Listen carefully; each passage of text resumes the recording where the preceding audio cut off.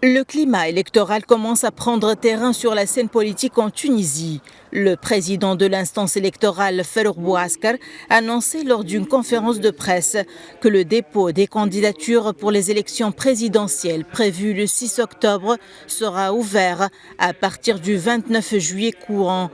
Bouaskar a également annoncé que la campagne électorale débutera le 14 septembre et se terminera le 4 octobre 2024 à minuit. L'instance supérieure indépendante pour les élections sera garante de l'intégrité et de la transparence du processus électoral, conformément au chapitre 134 de la Constitution et de la loi fondamentale. Nous veillerons à ce que la Constitution, la loi et les règlements soient appliqués aux électeurs et aux candidats aux élections présidentielles sans exception ni discrimination. La commission électorale a également révélé les conditions de candidature en stipulant 2 nouvelles conditions. La première étant de ne pas accepter un candidat ayant la double nationalité et la seconde étant de relever l'âge de candidature de 35 à 40 ans. Quant aux candidats à la présidence qui sont poursuivis en justice ou emprisonnés politiquement, la commission électorale a affirmé qu'elle traitera tout le monde sur un pied d'égalité.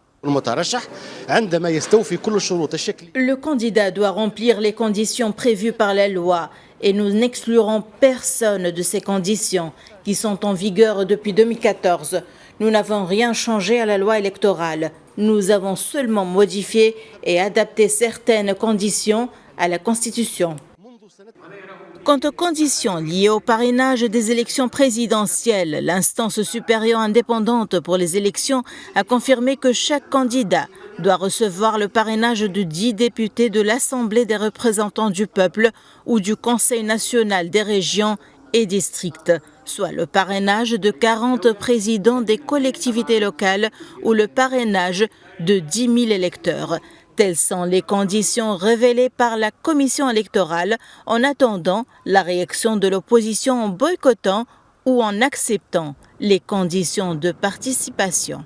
Finalement, la date et les conditions des élections sont devenues claires. Reste à savoir si le climat politique est propice à la tenue de cet événement dans les meilleures conditions. Depuis Tunis, Najwa Becha pour Médian.